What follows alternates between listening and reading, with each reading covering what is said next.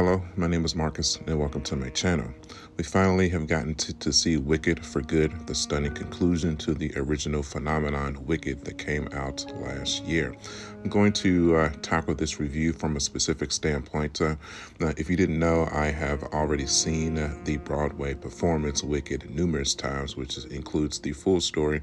So I'm going to attempt to tackle this review from a standpoint of I'm experiencing the second half of the play, which is the movie Wicked for Good, for the first time. So bear with me and let's dissect it character by character, inch by inch. Let's do it. As we all know, the Wicked story lives and breathes with the relationship between Elphaba and Galinda, and I can proudly and confidently say that Cynthia and Ariana performed their roles with grace and respect, and you definitely truly believe that at one point they were the best of friends, borderline sisters.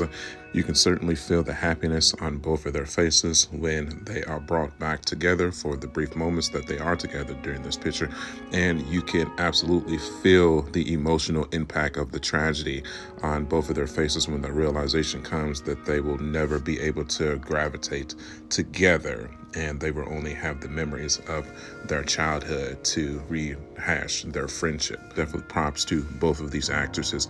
I would be surprised if some Golden Globe nominations or some Oscar nominations is not greeted, at least a nomination for particularly Cynthia's performance. I know it sounds kind of cheesy, cliche to say that an actress or an actor was born to play a particular role. However, I believe this is definitely Cynthia's breakthrough performance, as we already all knew Ariana before this performance for Galinda, but Cynthia's performance as Elphaba, that's what brings the true feeling into the movie. That's what brought the emotional impact for me personally, what gravitated me to put forth a passionate viewpoint to these two movies. Because as I've stated before, I'm not really that strong of a Broadway guy, but Wicked definitely brought forth the artistic vision, the artistic viewpoint in me to put forth the effort into this content that you're watching right now. So obviously you cannot mention Wicked without talking about the musical performances, and Cynthia and Ariana gracefully performed each of the iconic songs with a level of skill and talent that is rarely seen in today's society, in my humble opinion. Now, the obvious choice for the strongest vocal performance in this picture is going to be For Good, but like I said, I feel like that's the obvious choice. Cynthia and Ariana do a brilliant job of portraying this song in a more modern form. Honestly, I don't think it has the emotional impact of Defying Gravity. However, it still has a very strong emotional reverence that I felt as I watched, and I also felt throughout my entire theater. Even though on the second weekend it was still a sold-out showing, you could feel, or you could literally hear a pin drop while this song was being sung, as both actresses knew that this would be the last time that they would ever see each other. Now, my personal favorite is definitely No Good Deeds, performed by Cynthia as well. Just that whole revelation that after she has essentially lost everything that she held dear, other than Galinda at that point, the song that is sung is that she is just going to do her, and if they want her to be the Wicked Witch of the West, then she will be the Wicked Witch of the West. Very powerful performance, very emotionally impacting, especially for anybody that has gone through any kind of trauma within their lives. It's definitely one of those, screw it, if this is who y'all want me to be, then I'll do it. Now, in saying all that, I think I still prefer the original Wicked's soundtrack versus Wicked for Good. However, I didn't hear any other movie soundtrack that even came anywhere near close to Wicked for Good. So honestly, I think it's still a shoo-in for an Oscar nomination or an Oscar win for 2025. I do also want to take a second and talk about set pieces.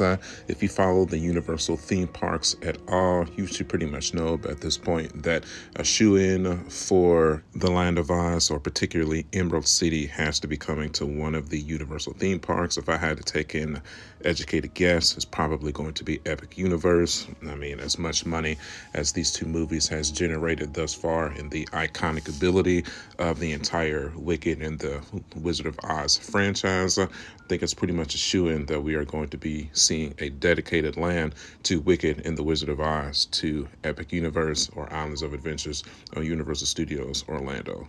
Just remember, you saw it here first. There's no way, it's got to be coming, man. Because obviously the proof is kind of in the pudding. I mean, you can look at the beauty of Emerald City, the villages that are a part of the Land of Oz, and see every meticulous detail that was put into the backdrops and the costumes, and the chosen set pieces for the movie. Absolutely brilliant. All right, let's switch gears and let's talk about Jeff Goldblum's Oz for a second. Another brilliant performance as always. Very hard pressed to find any performance by Jeff Goldblum and say that it was bad. It really just doesn't exist, if I'm being completely honest. The conniving, the conundrum, the charm that he presents in the role, with the double crossing and the two-faced propaganda that is shown throughout the course of these two movies, is absolutely brilliant. Cannot think of a better choice that could have performed this role. You know, whatever I think of the Wizard of Oz, Jeff Goldblum's face is the one that's going to be popping up in my mind from this point moving forward. Very political messaging in this particular version as well. How they portray Oz to be a force of good to the general population, where we all know deep down how much of a two-faced coward he truly is. Sounds familiar. But hey, man, we don't talk politics here. But you know what I'm saying. Michelle Yeoh's Madame Maybelline does a brilliant job once again, showcasing her powers to control the weather and manipulating Galinda and the people of Oz to perform Oz's will. You know, is very well showcased here as well. No qualms, no complaints about her performance at all whatsoever. Absolutely enjoyed kind of the turn of when Oz's plans started to fall apart and Galinda started to take over the Land of Oz. Almost a start of a manipulation tactic to try to get on Galinda's good side, but obviously Galinda was not going for it, and I really like that turn. Then obviously we have to talk about Marissa Bowles' Ness, just the subtle change from a gentle, handicapped sister to kind of tyrant, evil, wheelchair-bound governor that almost confined to Oz's way of tyranny as well, just almost discriminating against the people of Oz on not letting them have access to specific parts of the land. It's such a probably the oddest shift in personality change on keeping Bach essentially a prisoner in her home, not even really a spouse or a partner, really a slave. And his personality shift from the first movie and being in love with Galinda and trying to use Ness as a way to bridge to get to her. Almost as it seems he kind of sealed his own fate with this usage of an individual, with never really having feelings for Ness, but utilizing her to try to get to Galinda. It's almost like, you kind of get what you asked for. You make that bed, you gotta lay in it, I guess, which in turn gets him turned into the Tin Man. Kind of ironic, thus he gets his heart taken away. But the question really is, did he really have a heart to begin with his choice of actions throughout the first course of the movie? When you use people and do people dirty, karma usually has a way of taking hold and replicating those own actions against yourself. Costuming for the Tin Men appears fine. I don't really have any qualms or qualms with it at all. This is exactly how you expect the Tin Men to look. It kind of looks like, the 1930s or 40s version of them. So I could definitely appreciate that, with them not really changing anything with the costuming. If it's not broken, then why fix it? And then that takes us to Jonathan Bailey's Prince Pharaoh. who plays the quintessential I need to be with this girl for status, but clearly I don't have any ill will or feelings or intentions with her at all whatsoever. But the girl that I actually love, I can't love her for status. I just love her for her. And that's usually how life should work. But 9 times out of 10, especially in 2025 society, we end up marrying and getting with our spouses for status and quota and money and stature rather than actual love. So, as y'all know me, I am a hopeless romantic. I met my spouse in high school. Essentially, when we both had nothing, and our relationship gradually grew, and our love grew as we grew. So I think that's the best way to do it. And I feel like Wicked for Good does a brilliant job of showcasing that as well. For Pharaoh to realize that he cannot love Galinda in the same way he loves Elphaba, because it's a more natural, animalistic, passionate love that is shown between the two of them. And I feel like the movie really sets the tone from an emotional standpoint to showcase that more so, especially ever than the Broadway performance did. I could definitely relate to them being able to do literally whatever it takes, even go so far as to almost dying to be with one another. I could definitely respect that for sure. And it is showcased through the brilliance of Hollywood in a very cool manner. This relationship is easily one of my favorite aspects of the film, almost as important as the Galinda Elphaba relationship. If the Elphaba Furrow relationship doesn't work, then the story is not believable. It doesn't play a huge role, but I definitely wanted to at least mention the cowardly lion, the cub that we meet in the first movie that Elphaba saves. This seems to backfire on her because it seems that the lion cub grows up into the cowardly lion. He was comfortable with his stature as the caged lion, and now he's scared. So, I definitely enjoyed the CGI of him. The voice actor for him did a brilliant job of showcasing the cowardice of the lion. So, very cool. Probably my other favorite aspect of the film was the decision to not showcase Dorothy's face. As we all know, this is a prelude to The Wizard of Oz. So we all know what Dorothy looks like. The costumes are exactly the same for what we can remember from the 1930s.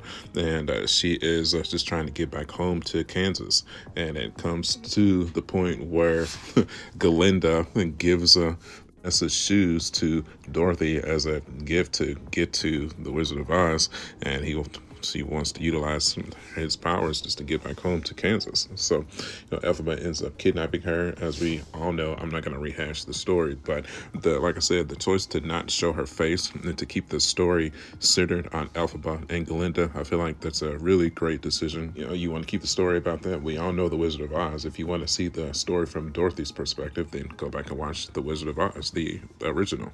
Okay, as we begin to close up here, let's go through a few bullet points. The performances of Elphaba and Galinda by Cynthia and Ariana, absolutely brilliant, on point, cult classic performances for sure. I know everybody is not going to love them. Personally, I really enjoyed them, and I feel like they're going to last a lifetime, truly. Set pieces and music, absolutely brilliant as well. You cannot deny the voice performances from Ariana and Cynthia, again, respectively. Two brilliant choices to perform these roles in all of these iconic songs. Without the voice talents of these two actresses, the story is just not going to work. Bullet point 3, the relationship between Elphaba and Pharaoh. Without that relationship, the story is not going to work. I feel like the actors did a brilliant job of showcasing the forbidden love story, which is kind of the catalyst of the entire story. Bullet point 4, the Wizard of Oz himself. Without the calculating and cunning and two-faced of Jeff Goldblum portraying that on screen, the story also does not work. There is no denying that these two movies together are an absolute cultural phenomenon, and I am very gracious to have gotten to witness them for myself. Do I ever plan on seeing the two movies from start to finish ever again? Probably not. I'm not the strongest repeat movie watcher, if I'm being completely honest.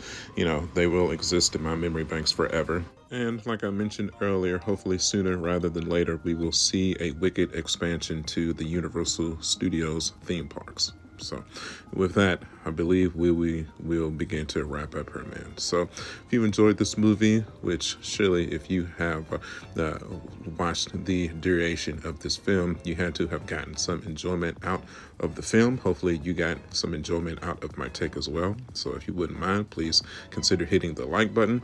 Maybe also consider hitting the hype button as well. I'd really appreciate that. That pushes the video into the algorithm further so that the correct audience is able to view it. So if you enjoy this content, if you enjoy my take on movies, I do tend to review all of the blockbusters from the Disney movies to the Marvel Cinematic Universe and the DC movies. You know what to do. Get subscribed. You can follow me at youtube.com/smartjack79. I am also on Facebook, Instagram, and TikTok. As always, my friends, thank you guys for the years of support, truly. And I will see y'all on the next one. I'll catch y'all later.